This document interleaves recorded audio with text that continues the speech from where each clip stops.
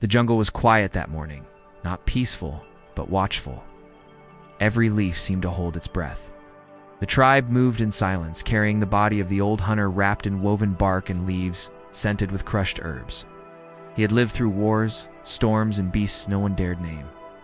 His death was not tragic. It was expected. The old hunter had lived a good long life in many seasons. He had taught the young men how to track the shyest deer and the surest boar. He had led them to hidden fruit groves and pools untouched by sunlight. And when the painted people from the mountains attacked, he had stood with spear and shield till the danger passed.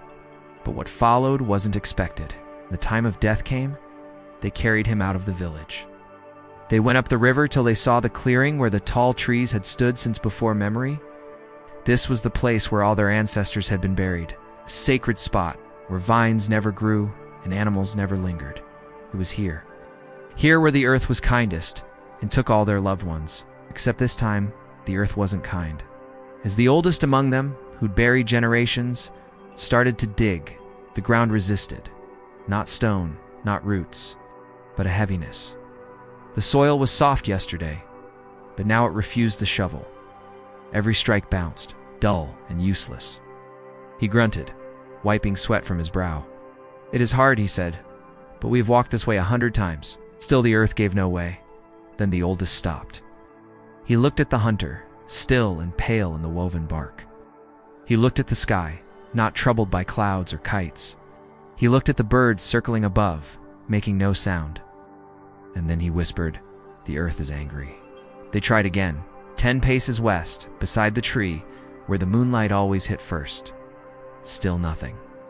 Their tools snapped, blades bent. Even the strongest warriors, those who could, fell a full-grown man with bare hands and teeth. They too could not force the ground open. And all the while, the birds circled. Then the wind changed. From deep within the jungle came a sound, not loud, but ancient, a groan like breath through old bones, and with it a scent, sharp, bitter, unfamiliar.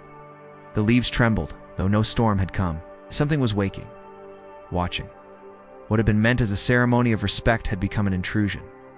A child tugged at his mother's skirt, hiding his face in her. "Why is the earth cross?" he asked, his voice barely a whisper. The mother held him close, but she didn't answer. She too felt the change in the air, sensed the awareness upon them, felt the turn of the jungle's breath. Then the shaman stepped forward. She placed her hand on the hunter's chest, not to check for a pulse, for there was none. Like she closed her eyes and listened. Not to the jungle outside, to the one within her, older than the oldest, deeper than the deepest roots. After moments that stretched like dusk shadows, she spoke. "The earth does not want him," she said, her voice hollow and far. "She says he is not meant to sleep beneath." The others hesitated. They knew the hunter had earned rest. He had spilled blood for the tribe. He had fed them. He had defended them. He had been one of the best trackers, the boldest hunters, the kindest teachers. But the jungle, the very soul of their world, it was saying no. They had always honored the jungle, had always listened to her whispers. So now they did something no one remembered doing before. With reverence in their hearts and uncertainty in their steps, they climbed to the high ridge, where only birds nest and stories echo. There, away from prying eyes and curious paws, they laid him on the rocks, under the open sky. They didn't cover him, they didn't burn him, just placed him still and silent and stepped away. When the sun rose, it found the hunter naked, save for the necklace of beads and feathers around his neck. A gift from a grateful widow after he'd saved her son from a crocodile.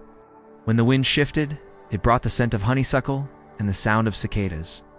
When the rain fell, it drummed on the rocks, a steady tattoo on his chest.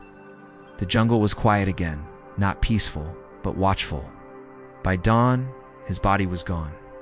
No animal had touched it, no mark remained. Just his bow resting where his chest had been, and a single vine curled in the shape of a spiral, the symbol of return.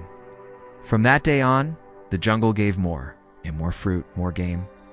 Even the storms softened their winds. The message was clear. The jungle hadn't rejected him, it had claimed him. Not as prey, not as lost, but as its own.